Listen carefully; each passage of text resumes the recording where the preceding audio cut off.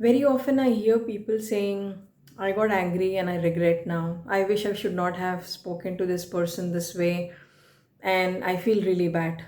How do we avoid this situation going forward? Right? This is something that I wanted to share with you all today. Welcome back, and I'm Pujita Singh. Very often I see people who get angry in the moment and later on they regret for life because they end up messing up the relationship or they mess up the whole situation in the long run, right? I wanted to share 7-step formula that I have implemented in my life personally to come a very long way. Not that I'm very perfect in having a perfect anger management in my life, but I have conquered a lot more in my anger management from what I used to be to where I am today. The first and the foremost thing, whenever you get angry at someone or in a situation, the first and the foremost important thing is to pause. That's number one. When I say pause, think about how badly you're going to mess this situation. You feel that you're getting angry, just avoid speaking further, right? Practice the power of pause and just put a full stop to the conversation. Just mention to the person with whom you're interacting, saying, hey, you know what, I will come back to you, let's have this conversation at later point in time. You don't have to debate, you don't have to fight the battle. At times picking up and choosing your battles is very important, because your peace is very important than winning the battle at that moment and getting your ego in place, right?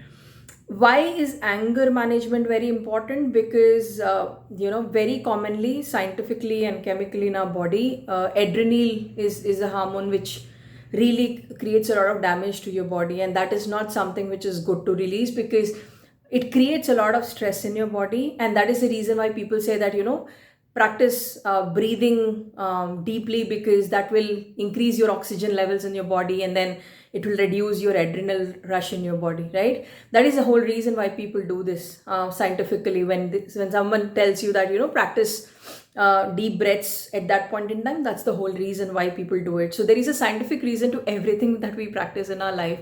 So number one, take a step back and practice pause. Stop the conversation then and there. Don't have to brutally do it. You can just mention to the person, I shall come back to you, right? Just take a step back. That's the first one, which means practice the power of pause, or stop the discussion right there. Number two, take a step back from that whole situation and step away from that people or person or situation. Go away from that whole scenario. Like, for example, if you're shouting at someone at home, or if you're trying to burst out or vent your anger and show your frustration, scream loudly and things like that, take a step back and move away from that complete scenario, right?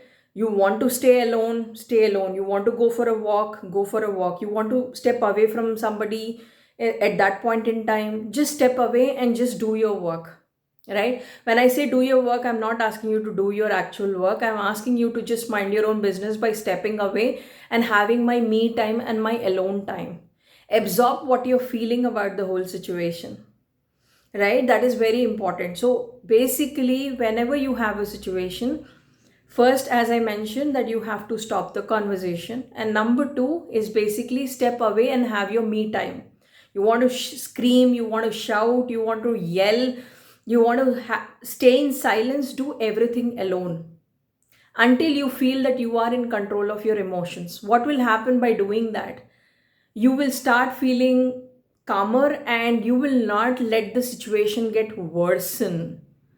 I have personally practiced it, and I saw people coming back and telling me that, why did you not react this time? Just try doing that, right? It comes by a lot of practice. It doesn't happen overnight, but let me tell you, it's not impossible. That's number two. Number three, take deep breaths, right? You don't have to do it in front of that person, but just, take deep breaths so that you increase the oxygen levels in your body, right? And you reduce the adrenal rush in your body that was happening because of the anger that you are showing or you just started with, right? Very, very important. And anger does create a lot of physical damage to your body down the line. So don't let that anger within you stay, right? Very importantly. So practice deep breaths. Take 4 5 deep breaths, calm down, and then think about what next, right? I know for a fact that the moment the situation occurs, you can't take deep breaths, you'll not remember, you'll not realize it. But once you stop the conversation, step away from the conversation, then you can definitely take deep breaths. People even do a reverse counting or counting to 10. Whatever works for you, just do that. But for personally, for me, I just take 3 4 deep breaths and I know I'll be fine after that. And I literally see my adrenal rush coming down drastically because I'm taking deep breaths at that point in time.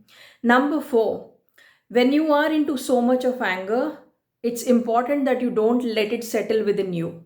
You have to release it then and there, on that particular day itself. And very importantly, in any relationship, or for that matter, you as a person, never sleep with anger within you for that particular day about any person or any situation.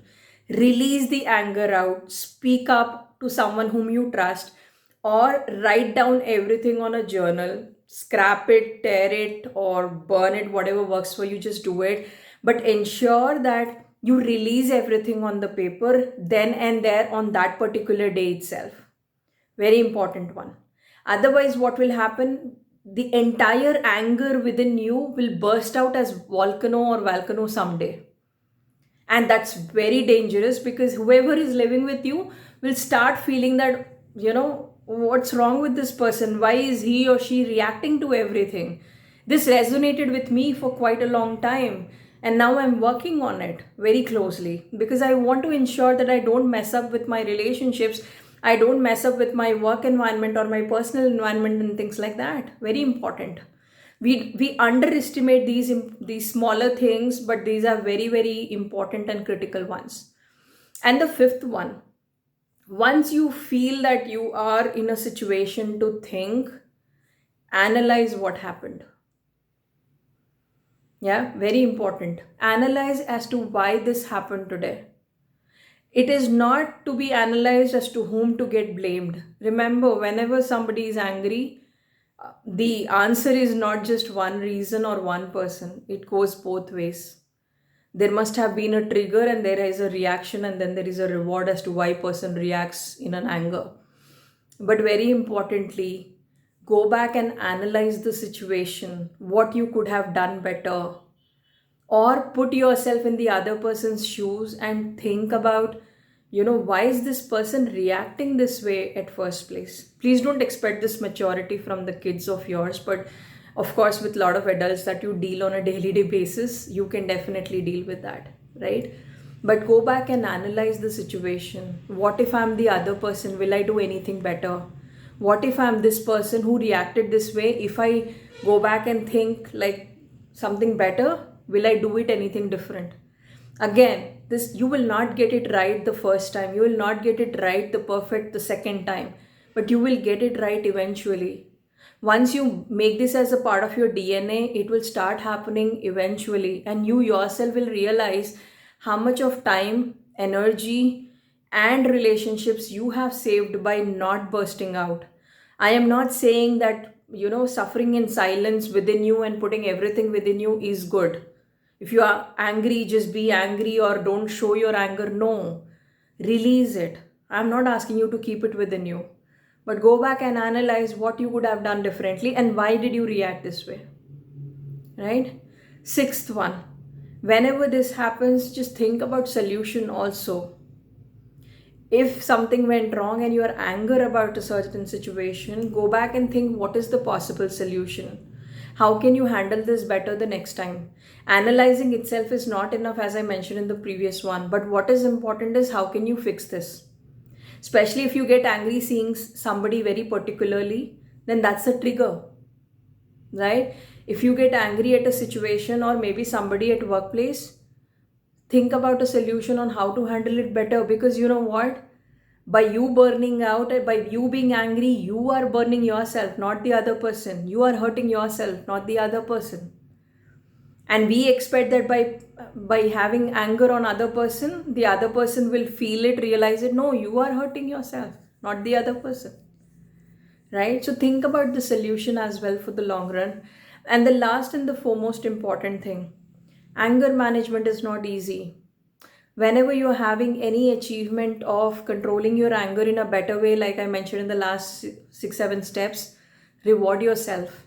That's the seventh one. Because managing anger is not a joke.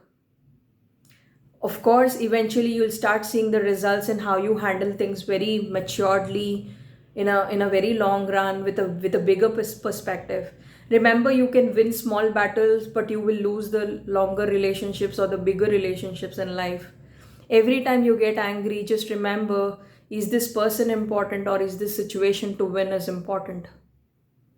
Many a times we always think about in that situation alone. We always think about winning that situation right there, then and there. But what is important is this person important, or me winning that situation is important, is something for you to reflect on. I have realized this in a very hard way.